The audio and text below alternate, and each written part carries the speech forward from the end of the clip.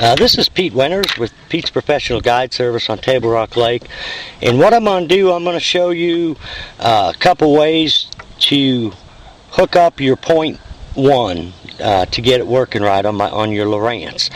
Now, what the point one is, it's this puck over here, and it's two different things. It's an external antenna for the GPS, and it's also a position indicator. And what that does, you know, most all your HDS units have a built-in antenna. This one here updates twice as fast. What the point one does, it's a position indicator, which is a compass, and it gives you an exact heading of where the boat is. If you look on the chart, you'll see where the boat is right there. And then I've got a heading extension going out. And the point one is calibrated to stay in line with the boat. And what really works slick about it is there's a brush pile right over here to my right. And on the point one, as soon as you turn the boat, the heading sensor turns immediately. It's not like a GPS where you got to wait for it to update.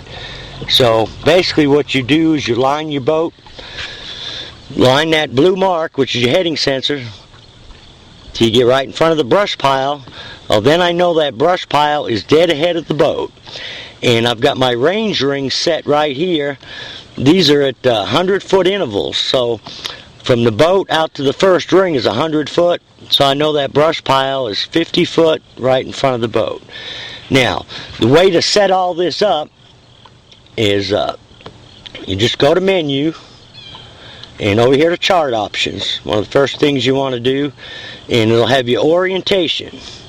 It's got three different choices. What you want is heading up. So we set that. And then over here I go to settings. I go to chart. And I have my range rings checked on and my heading extension checked on.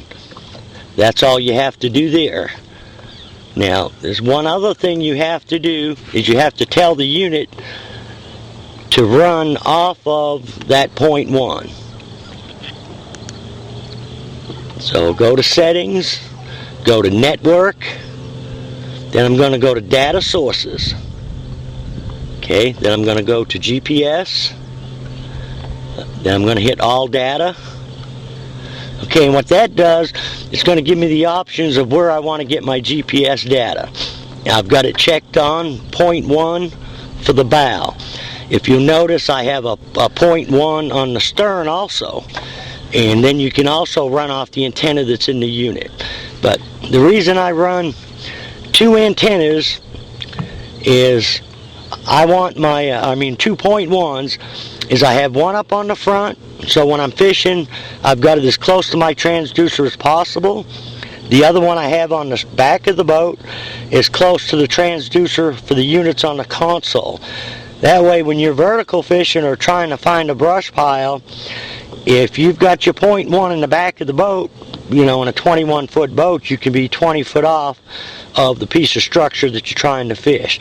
And the reason we have them in the stern is so that when we're idling around finding structure, when you go over something with your sonar or your downscan, when you hit a waypoint, the receiver is in the back of the boat, so it marks exactly where it is. So I hope that'll help you out as far as setting up your point one.